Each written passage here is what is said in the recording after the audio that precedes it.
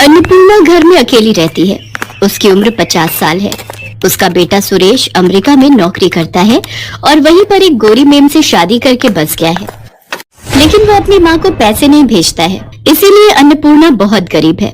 उसके पास सिर्फ एक गाय है, उसका नाम है मालती। अन्नपूर्णा मालती का दूध बेचकर अपना पेट पालती है। सुन मालती, तुझे पता है मेरा बेटा अमेरिका में बहुत बड़ी नौकरी करता है। वो जब लौट कर आएगा तब देखना मेरे लिए कितना कुछ लाएगा।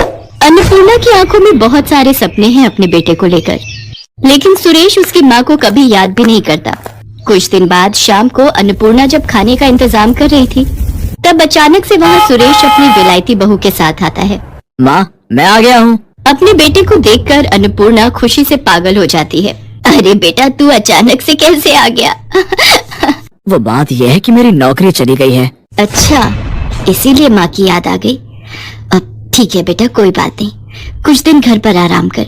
सुरेश की बीवी का नाम रोजी है।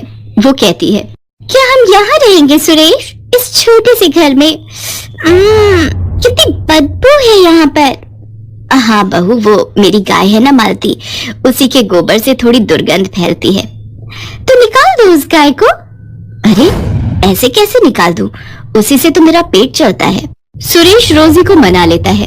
अन्नपूर्णा उन दोनों को अपना कमरा दे देती है और खुद घर के बाहर मालती के पास सोती है। अगले ही दिन से रोजी हल्ला मचाने लग जाती है। वो सुबह उठकर कहती है, इतनी देर हो गई फिर भी मुझे मेरी ग्रीन टी नहीं मिली, कहाँ है मेरी ग्रीन टी? सुरेश अन्नपूर्णा से कहता है, माँ क्या कर रही हैं आप? मेरी पत्नी विलायती है, उसका ध्यान तो रखना पड़ेगा ना। ठीक है बेटा, मैं अभी बना देती हूँ। लेकिन अन्नपूर्णा को ग्रीन टी के बारे में कुछ भी नहीं पता है। वो मालती के ताजे ताजे दूध से चाय बनाकर रोजी के पास ले जाती है। दूध से बनी चाय देखकर रोजी एक झटके में चाय का कप फेंक देती है। अन्नपूर्णा को बहुत बुरा लगता है। रात को रोजी सुरेश से कहती है, सुनो, मैं ऐसे यहाँ नहीं रह सकती। अरे रोजी, कुछ ही दिन की तो बात है, रह लो ना। नहीं, तुम्हारी माँ गवार है। ये घर तो तुम्हारे नाम पर है ना, इसे बेच दो और चलो किसी अच्छे से होटल में रहते हैं। अगले दिन सुरेश घर बेचने के बारे में अन्नपूर्णा को बताता है। अन्नपूर्णा रोते हुए कहती है, ये क्या कह रहा है बेटा? इस घर में तेरे बापू की यादें हैं। तभी वहाँ गांव के मुखिया चले आते हैं और कहते हैं, हाँ, ऐसे घर कैसे बेच दोगे तुम? तुम्हारी माँ कहाँ रहेगी फिर? वो सब हमें क्या पता, ये घर सुरेश के नाम पर है। हम ये घर बेचकर चले जाएंगे। आप होते कौन हो हमारे बीच में बात करने वाले? मुखिया जी बहुत अपमानित महसूस करते हैं। सुरेश घर बेच देता है और अपनी बीवी को लेकर वहाँ से चला जाता है।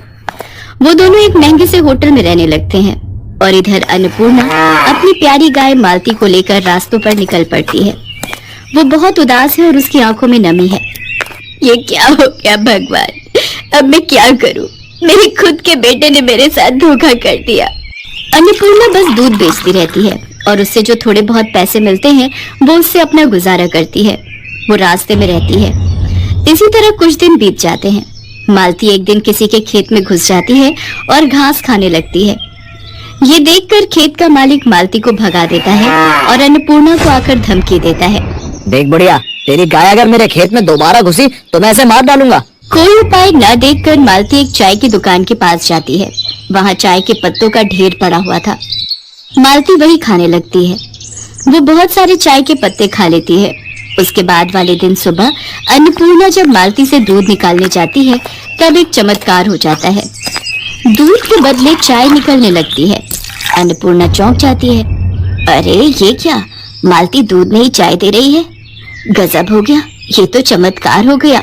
कुछ ही देर में चारों तरफ ये खबर फैल जाती है और बहुत सारे लोग गाय से निकलने वाली चाय पीने के लिए लाइन में खड़े हो जाते हैं।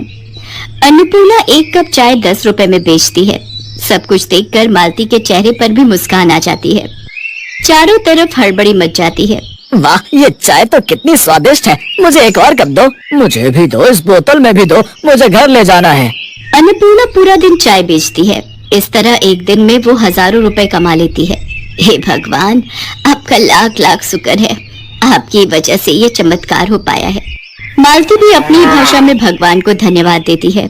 कुछ महीने ऐसे ही चाय बेचकर अन्नपूर्णा बहुत अमीर हो जाती है और वो रहने के लिए शहर में एक घर खरीद लेती है।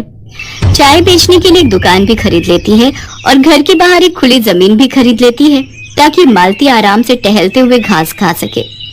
ऐसे ही खुशी खुशी दिन बीतने लगते हैं, लेकिन उस तरफ सुरेश को कोई नौकरी नहीं मिल पाती है। अब क्या होगा रोजी, मुझे नौकरी नहीं मिल रही है और घर बेचकर जो पैसे मिले थे वो भी खत्म होने को हैं। अब हम इस होटल में भी नहीं रह सकते।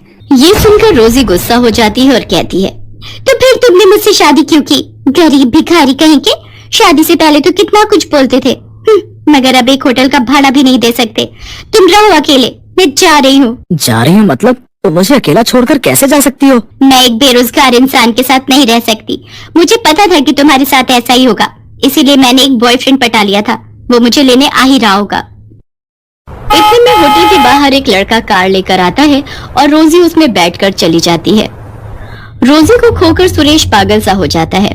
उसके सारे पैसे भी रोजी लेकर चली जाती है। होटल से सुरेश को लात मारकर निकाल दिया जाता है। सुरेश अपने ही मन में कहता है, अब मैं क्या करूं? माँ के पास लौट जाऊं? नहीं नहीं, मैं माँ को अपना चेहरा कैसे दिखाऊं? सुरेश पागलों की तरह रास्तों में घूमता रहता है और भीख मांगकर अपना पेट पालता रहता है। एक दिन घूमते घूमते उसे चाय देने वाली गाय के बारे में पता चलता है, लेकिन उसके पास पैसे नहीं है। वो लाइन में खड़ा हो जाता है और अपनी बारी आने पर कहता है, क्या आप मुझे एक कप चाय दे सकती हैं? मुझे बहुत तेज भूख लगी है, लेकिन मेरे पास पैसे नहीं है। सुरेश को देखकर अन्नपूर्णा तुरंत पहचान लेती है। अरे बेटा तू? माँ आप? अन्नपूर्णा सुरेश को गले लगा लेती है और रो पड़ती है। सुरेश भी रो पड़ता है। वो अपनी माँ को सब कुछ बताता है। सब कुछ सुनकर अन्नपूर्णा कहती है, कोई बात नहीं बेटा, सब ठीक हो जाएगा, सब कुछ ठीक हो जाएगा, मैं हूँ ना। माँ, मैंने आपके साथ बहुत बुरा किया, क्या आप मुझसे गुस्सा नहीं हो? एक माँ कभी अपने बेटे पर गुस्सा रह सकती है क्या? आजा बेटा, ये सब कुछ तेरा ही तो है। हमेशा याद रखना बेटा, माँ तो माँ ही होती है। माँ जैसा प्यार इस दुनिया में कोई नहीं कर सकता। सुरेश रोते हुए फिर से अपनी माँ को गले लगा लेता है।